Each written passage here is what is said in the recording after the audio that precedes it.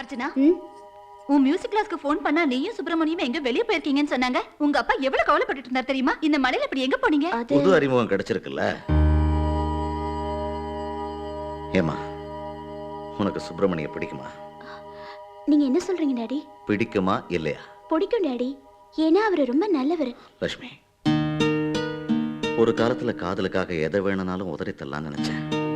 ஆனா இன்னைக்கு ஒரு அப்பாவா இருந்து யோசிச்சு பார்க்கும்போது அது தப்புன்னு தோணுது. அவரை பத்தி புரியாம நீங்க ரொம்ப தப்பா நினைச்சிட்டு இருக்கீங்க டாடி. அவனை பத்தி தப்பா நினைச்சுக்கிட்டு இருக்கிறது நீதான்.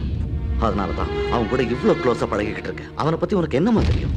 அவன் ஒரு arrogant and stupid fellow. நீங்க சொல்றது தப்பு டாடி. அவன் மேல எனக்கு கொஞ்சம் கூட நம்பிக்கை இல்ல. அவன் வாழ்க்கை நாசம் பண்றதுக்காக தான் கூட சுத்திட்டு இருக்கான். அவர் அப்படிப்பட்டவர் இல்ல டாடி. என் லைஃபை சேவ் பண்ணிருக்காரு. டாடி, அவரை பத்தி நீங்களும் என்ன மாதிரியே தப்பா புரிஞ்சிட்டு இருக்கீங்க. அன்னைக்கு ராத்திரி நம்ம வீட்டுல திருடிட்டு போனவன் இவன் தான். எதுக்காக தான் நாங்க 2 பேரும் சேர்ந்து போயிருந்தோம். நீங்க அவரை சஸ்பெண்ட் பண்ணியிருந்தாலும் அவரை ரொம்ப சின்சியரா டியூட்டி பார்த்துட்டு இருக்காரு டாடி. நீங்க அவரை பத்தி தப்பு தப்பா சொல்ற மாதிரி அவர்கிட்ட எந்த கெட்ட பழக்கமும் இல்ல டாடி. டாடி, எல்லாருக்கும் சொந்தங்களை கடவுள் தருவாரு. நல்ல ஃப்ரெண்ட்ஸை நாமளே தான் தேடிக்கணும்னு நீங்க தானே டாடி சொல்லுவீங்க. ஆனா நான் தேடி போகாமலே எனக்கு ஒரு நல்ல ஃப்ரெண்டு கிடைச்சிருக்காரு. நீங்க என்ன சந்தேகப்பட்டாலும் பரவாயில்ல, ஆனா அவரை மட்டும் சந்தேகப்படாதீங்க டாடி.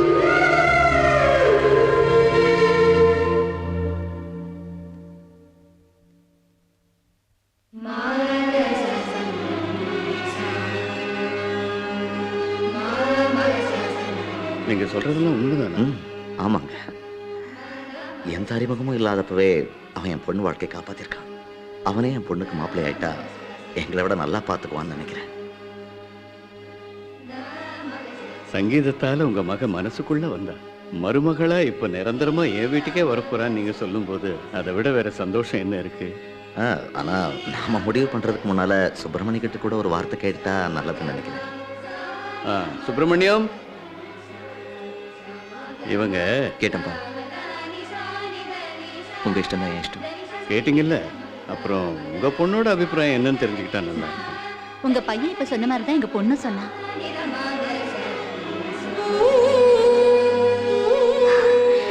என் மனசை புரிஞ்சுக்கிட்டு ஒரு நல்ல நண்பனை எனக்கு கணவனை அமைச்சு கொடுத்துட்டேன். நன்றி கிருஷ்ணா.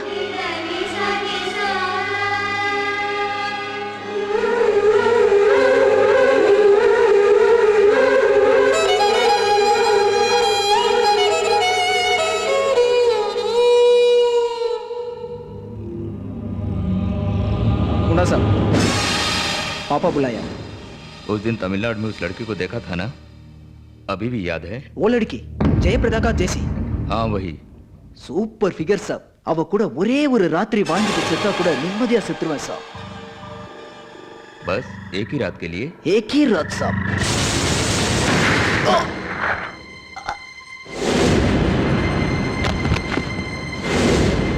काहे को मारे रे इसको? हाँ? साला बोलता है मामा की बेटी के साथ सोएगा तो जिंदगी बन जाएगी। तो सलाह दिया।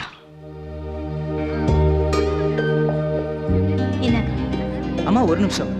மாப்பிள்ளை பொண்ணுக்கு வாங்கி வச்சிருந்த நகைங்களும் நிச்சயதார்த்தத்துக்கு வாங்கி வச்சிருந்த மோதிரத்தையும் எடுத்துட்டு வாங்க. பூஜை பண்ணி பொட்டு வைக்கணும். முகூர்த்தம் முடியறதுக்குள்ள எடுத்துட்டு வாங்க. சரிங்க. கமிஷனர் தான் பொண்ணை ஒரு எஸ்ஐக்கு கட்டி வைக்கிறாங்கிறதுல ஒரு டவுட். அதுல ஒரு மேட்டர் இருக்கு. இந்த அம்மா சங்கீதம் கத்துக்கிறதுக்கு எஸ்ஐயோட ஃபாதர்ட்ட போச்சு. அவன் சஸ்பெண்ட் ஆகி வேலை இல்லாம இருந்தானா நெருப்பும் பஞ்சும் அங்க வச்சு பத்துக்கிச்சு. விஷயம் வெளியே தெரிஞ்சு அசிங்கமாயிடுன்னு கமிஷனர் தான் பொண்ணை அந்த எஸ்ஐக்கு கட்டி வைக்கிறதா முடிவு பண்ணிட்டாரு. நடந்ததுதான். புரிஞ்சா சார்? நீங்களா? திருமண வாழ்த்துக்கள்.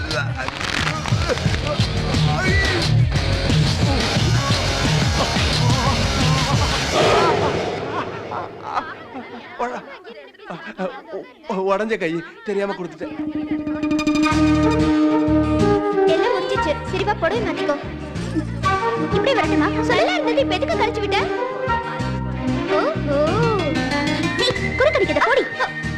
உனக்கு எதுக்கு கோவம் வருதுன்னு தெரியும். நீ யார பாத்துட்டு இருக்கேன்னு தெரியும்.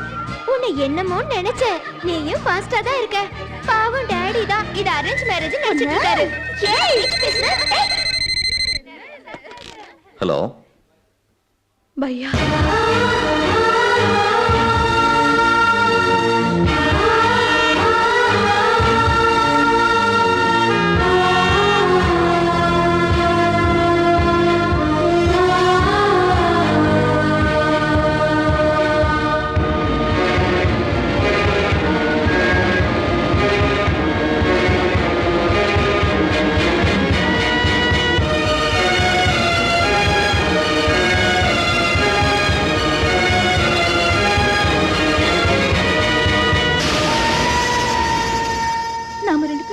ஒண்ணு சேரணுங்கிறதுக்காக அந்த குடும்பத்தை மட்டும் இல்ல, உங்களுக்கு உயிருக்கு உயிரான தங்கச்சியும் நீங்க பிரிஞ்சு வந்துட்டீங்க. மறுபடியும் அந்த தப்பை நீங்க செஞ்சிடாதீங்க. அப்படி நான் செய்யாம இருந்திருந்தா அந்த மாதிரி ஒரு நல்ல பொண்ணுக்கு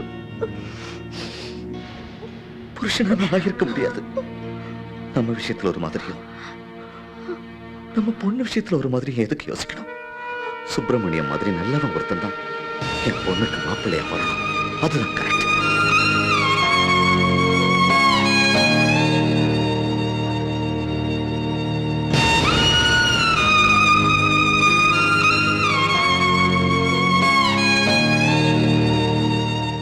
என்ன மாதிரியே உன்னையும் ஒரு பெரிய சங்கீத வித்வான் ஆக்கணும்னு நினைச்சேன். அது நடக்கல. ஆனா இப்போ ஒரு சங்கீத சரஸ்வதி நம்ம வீட்டுக்கு மருமகளா கொண்டு வர்ற, அதை நினைச்சா ரொம்ப சந்தோஷமா இருக்கு.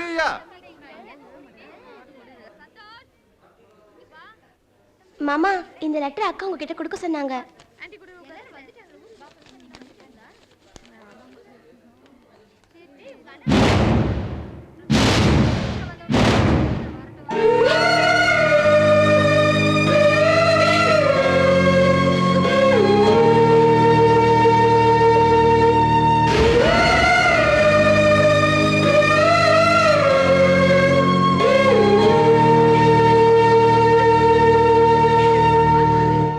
சந்தோஷமா இருக்கணுங்கிறதுக்காக நீ இந்த முடிவு எடுத்துட்ட. ஆனா நம்ம 2 பேர் சம்மதத்தோட நடக்கிற இந்த நிச்சயதார்த்தத்தை நிறுத்துறது தப்புன்னு உனக்கு தோணலையா? நான் தப்பு பண்ணியிருந்தா நீங்க என்ன மன்னிச்சிடுங்க. ஆனா என் ஃபேமிலிக்காக பண்ண இது எனக்கு தப்பா தெரியல.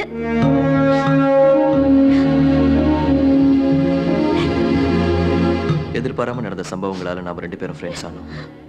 ஆனா நம்மள கேட்காமலே நம்ம அப்பா அம்மா நம்ம 2 பேரையும் கணவன் மனைவி ஆக்கணும்னு நினைச்சாங்க. இப்ப நீ எடுத்திருக்கிற இந்த முடிவு தப்போ சரியோ அது உன் மனசாட்சிக்கு தெரிஞ்சா போதும்.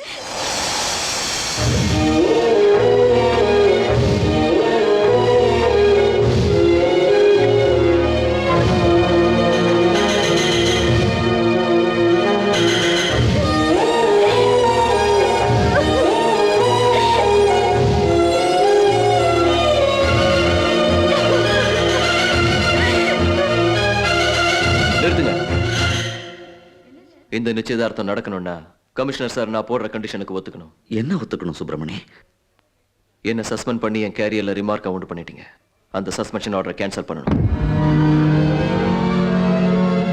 நான் உங்களுக்கு மாப்பிள்ளை ஆகணும்னா நீங்க உடனே எனக்கு ப்ரமோஷன் கொடுக்கணும். இவ்வளவு தூரம் வந்ததுக்கு அப்புறம் இப்ப என்னடா புத்தி கெட்டத்தனமா பேசிக்கிட்டு? நீங்க சும்மா இருங்கப்பா. இது என் வாழ்க்கை சம்பந்தப்பட்ட விஷயம்.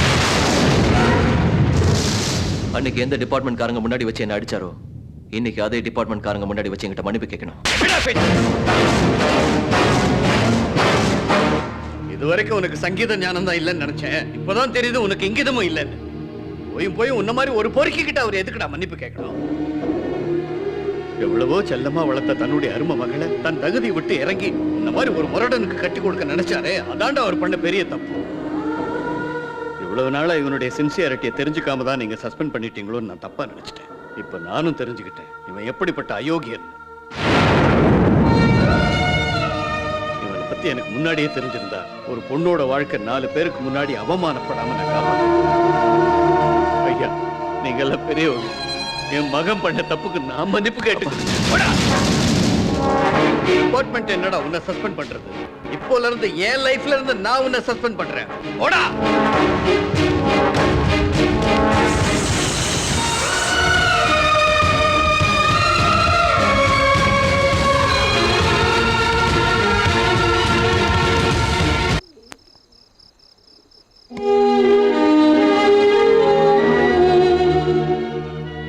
நான் எப்படி கஷ்டப்படுறேன்னு பார்த்துட்டு போலான்னு வந்தியா? நான் சொல்றதுக்கு ஒருவேளை நான் போயிட்டா போறதுக்கு முன்னாடி ஒரு கடிதம் போடுறேன், அப்போ வந்து பார்த்துட்டு போ. அது வரைக்கும் என்ன நிம்மதியா வாழ. என்னப்பா இப்படி பேசப்படாதீங்க. சுப்பிரமணி விஷயத்துல என்ன மாதிரி நீங்களும் தப்பான முடிவு எடுத்துறாதீங்க. உங்க இஷ்டம் தான் தன்னோட இஷ்டம்னு சொன்ன உங்க பையன் நிச்சயதார்த்தத்தன்னைக்கு எதுக்காக அவ்வளவு பெரிய நாடகம் ஆடினான்னு தெரியுமா? என்னோட மனத்தை காப்பாத்துறதுக்காக. அன்னைக்கு ஏதாவது ஒரு வகையில நிச்சயதார்த்தம் நின்னுட்டா நல்லா இருக்குமேன்னு நான் தான் மனசார வேண்டிக்கிட்டேன். அப்போ தெய்வம் மாதிரி அந்த வேண்டுதலை நிறைவேற்றி உங்க பையன் சுப்பிரமணி தான். ஃப்ரெண்ட்ஸா பழகிறவங்கள வாழ்க்கையில இணைச்சு வைப்போன்னு தான் நாம அன்னைக்கு அந்த முடிவுக்கு வந்தோம். ஆனா பிரிஞ்சு போன எங்க குடும்பத்தை சேர்த்து வைக்கிறதுக்காக இவங்க வாழ்க்கையை தியாகம் பண்ணி ஃப்ரெண்ட்ஸாவே இருந்தாலும் முடிவு பண்ணிட்டாங்க. கல்யாணத்து மூலம் சம்மதியாக இருந்த நீங்க காலத்துக்கும் பிரிக்க முடியாத சொந்தமாயிட்டீங்க. உங்களால தான் நாங்க பீகாருக்கு சந்தோஷமா போறோம். எங்க குடும்பத்தோட சேர்றதுக்கு உங்களை கையெடுத்து நான் கும்பிடுறேன். கண்டிப்பா நீங்க என் பொண்ணோட கல்யாணத்துக்கு வரணும்.